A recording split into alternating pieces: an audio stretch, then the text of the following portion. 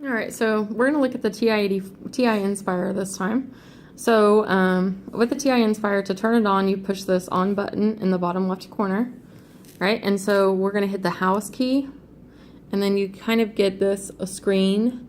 So what I always like to do is push new document. So I'm going to push 1 for new document, and then it'll pop up and ask you, do you want to save? And I always push no, and then hit enter. And this will give you a clear screen. So no matter what was already in your screen, you'll start with a clean slate. So arrow down to add lists and spreadsheets.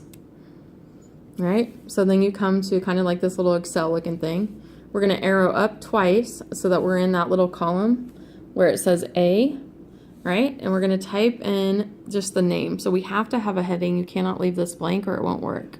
So use these little green keys to type in the word test, and then you hit enter to select it, which will take you down to the shaded column or shaded row, and then just down arrow 1 time to get out of that. Now we're ready to go ahead and enter our data. So we're looking at number 33. So the first piece of data we're going to plug in is 94. So you hit 94 and then enter. So then go ahead and enter in your data. All right, once you get your data entered, you'll be on that last number where it's 89. And then you will just go down one more screen, so hit enter 1 more time so that you are down on the 31st. Sometimes stuff won't work in the calculator if you're actually on a piece of data. So now what we want to do is we want to make a box plot. So we're going to go to the menu, and then at the top it's going to say actions. We want to go to where it says data, and then you hit the right arrow to make this pop up and go down to quick graphs, or just push number 6. And it'll come up with like this box or this dot plot over here. Well, we don't want a dot plot, we want a box plot. So we're going to hit menu again. It'll come up with plot type. So just hit this little middle button to select it, or you can right arrow. So either one works. And then box plot is what we want to choose.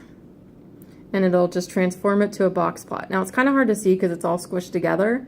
So we can change the layout. So if you hit Control and then the house key where it has that little wrench, go down to page layout and then either hit 5 or the select key, and then go down to select layout and change it to number 3, and that way you can see the whole thing.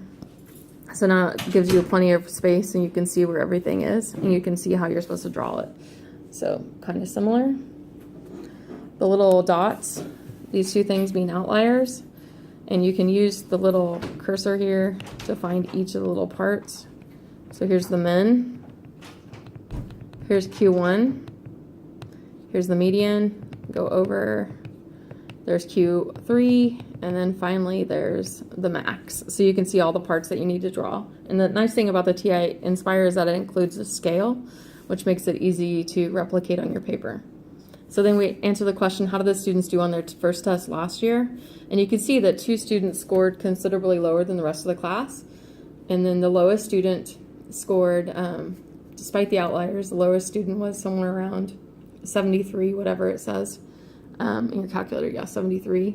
And then the the highest that a student got was 99, I think. Yeah, 99 was the max. And so that can show you. I think this is supposed to be 21, not 20.5. So 2 students were considerably lower than the rest of the class. The median score was 87.5. You might want to talk about what the min and the max were. And then I wrote down that the interquartile range, and I think that's supposed to be 21, not 20.5. So then I want you to do number 34 on your own. Make sure that you can do that problem. This is what it should look like when you're done. But you might want to make sure that you can actually do that in the calculator as opposed to just copying what I did. So let's go ahead and flip to number 36, and let's learn how to do the standard deviation in our calculator. So I'm going to hit house again. I'm going to click 1 for new document, and then I'm going to go to no, and either push the hand or hit enter. I'm going to go down to lists and spreadsheets, and then I have another piece of data, and this time let's see, what was this thing here? How much sleep? So I'm going to name this one sleep. So SLEEP, right? Hit enter, arrow down. So now we're going to put in our 4 pieces of data, 7, enter, 7, enter, 9, enter, 9. And then enter one more time so you're outside the data. So what we want to do is calculate the standard deviation. So we're going to go to menu. And this time we're going to go down to statistics. Select the hand or push the right button. And we have 4 options. We're going to choose the first one, stat calculations. So push the hand or push enter.